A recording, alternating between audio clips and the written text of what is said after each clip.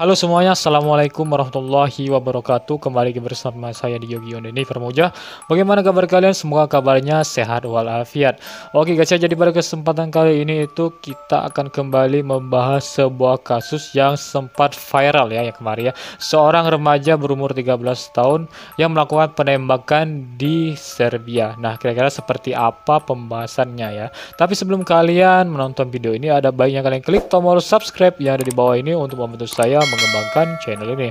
Oke, tanpa basa-basi lagi, kita langsung saja ke pembahasannya. Aksi remaja 13 tahun pelaku penembakan di SMP Serbia tewaskan 9 orang. Ayah dan ibunya juga ditangkap.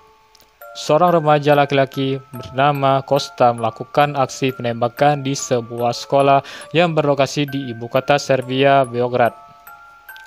Penembakan di Pradislav Ribnikar Elementary School terjadi pada hari Rabu, tanggal 3 Mei 2023 pada pagi waktu setempat, tepat setelah pelajaran dimulai. 8 anak dan seorang penjaga keamanan serta beberapa lainnya luka parah. Dilaporkan CNN pada hari Kamis, tanggal 4 Mei 2023. Adapun korban meliputi 7 anak perempuan dan 1 anak laki-laki tewas bersama penjaga keamanan, kata Kepala Polisi Beograd Veselin Emlik dalam konferensi pers. Seorang siswi berwarganegaraan Prancis termasuk di antara mereka yang tewas pada hari Rabu, kata Kementerian Luar Negeri Prancis. Ada 6 anak lagi dan 1 guru yang dirawat di rumah sakit, kata Kementerian Dalam Negeri Serbia.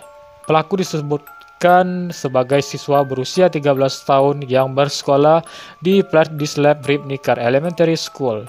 Ia diduga telah membuat sketsa penyerangan di atas kertas bekas yang kemudian diperlihatkan pihak berwenang pada konferensi pers. Dia sendiri yang menelepon polisi setelah penembakan, kata pihak berwenang. Penembakan dimulai tidak lama setelah para siswa tiba untuk memulai hari belajarnya di Sekolah Menengah Pertama Pradislav Ribnikar, sebuah institusi pendidikan terkenal di Frakar, daerah kelas atas di ibu kota Serbia. Penembakan ini merupakan peristiwa langka dan mungkin belum pernah terjadi sebelumnya di Serbia, sehingga mengejutkan masyarakat setempat dan sekitarnya. Serbia dikenal memiliki undang-undang ketat mengenai senjata api. Meski tingkat kepemilikan senjata tetap tinggi di negara itu, tersangka melepaskan tembakan di ruang kelas sejarah karena letaknya di dekat pintu masuk sekolah. Dia membunuh penjaga keamanan terlebih dahulu, kemudian pergi ke ruang kelas lain di mana dia menembak beberapa teman sekolahnya, kata Kepala Polisi Beograd Veselin Emlik. Remaja itu kemudian menelepon polisi dan menunggu untuk ditangkap di halaman sekolah.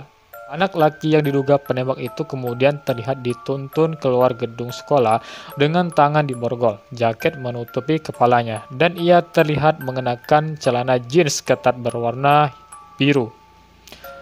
Dia diapit oleh petugas dan dibawa pergi dengan mobil polisi. Menurut Menteri Dalam Negeri Serbia, Bratislav Gašić, bocah itu membawa 2 senjata dari rumah. Orang tua itu memiliki beberapa senjata dan menguncinya. Brankas itu memiliki kode. Jelas anak itu memiliki kodenya, karena dia berhasil mendapatkan kedua senjata itu, dan 3 frame masing-masing berisi 15 peluru. Milik Kepala Polisi mengatakan bocah itu juga membawa pistol 9mm dan pistol kaliber kecil di dalam tas, serta 4 bom molotov. Akhirnya, ayah dan ibu tersangka juga ditangkap. Kantor kejaksaan mengatakan sang ayah diperintahkan untuk ditahan hingga 48 jam karena dicurigai telah melakukan tindak pidana pelanggaran serius terhadap keamanan umum. Tersangka yang berusia 13 tahun itu kabarnya ditempatkan di institusi psikiatri khusus, kata Presiden Serbia Aleksandar Vučić. Seraya menambahkan bahwa tersangka penembakan tidak menunjukkan penyesalannya. Untuk penyelidikan lebih lanjut, darah pelaku diambil untuk analisis toksikologi agar dapat menentukan jika dia dibawa pengaruh alkohol, narkotika, atau zat psikotik lainnya pada saat penembakan. Semua keadaan dari kasus ini, bagaimana dia mendapatkan senjatanya, serta motif kejahatan keji ini sedang diselidiki, kata sebuah pernyataan. Para orang tua murid sedang berjuang untuk menerima peristiwa penembakan itu. Ayah dari salah satu siswa mengatakan bahwa dia lari ke sekolah untuk mencari putrinya.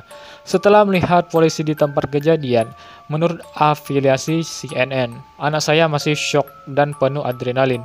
Kami belum bisa menenangkannya, kata seorang ibu. Ayah murid lain menceritakan pagi yang kacau.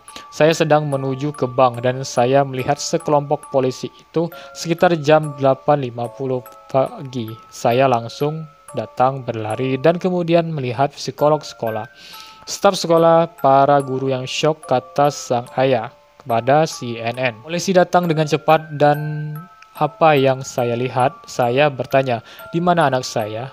Seorang pria mengatakan bahwa guru sejarah itu ditembak. Saya kembali ke apartemen untuk melihat jadwal anak saya dan dia benar ada di kelas sejarah.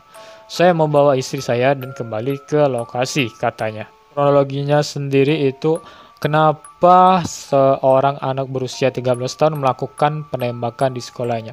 Karena menurut informasi yang didapatkan bahwa anak ini termasuk korban bully di sekolahnya, seperti itu ya guys ya. Nah, jadi dia sempat melakukan penembakan karena sering dibully gitu ya. Maka dari itu ini sebuah pelajaran bagi kita ya guys ya, untuk orang-orang yang ada di luar sana seperti itu ya. Dan jangan pernah membangunkan harimau yang lagi tidur ya guys ya, karena orang pendiam seperti ini bisa saja mematikan jika dia sudah bertindak seperti itu. Dan sekarang kita akan mencoba melihat ya, mendengar sebuah rekaman video waktu penembakan tersebut terjadi gitu ya guys ya. Oke, kita putar videonya. Oke, ini guys ya, rekaman suara penembakan di sekolah ya guys ya, dilakukan oleh anak berusia 13 tahun. Tuh. Bisa kalian dengar ya, waktu penembakan terjadi gitu ya. Suara penembakannya sangat jelas sekali gitu ya. Tuh. Bahkan sampai ada yang teriak.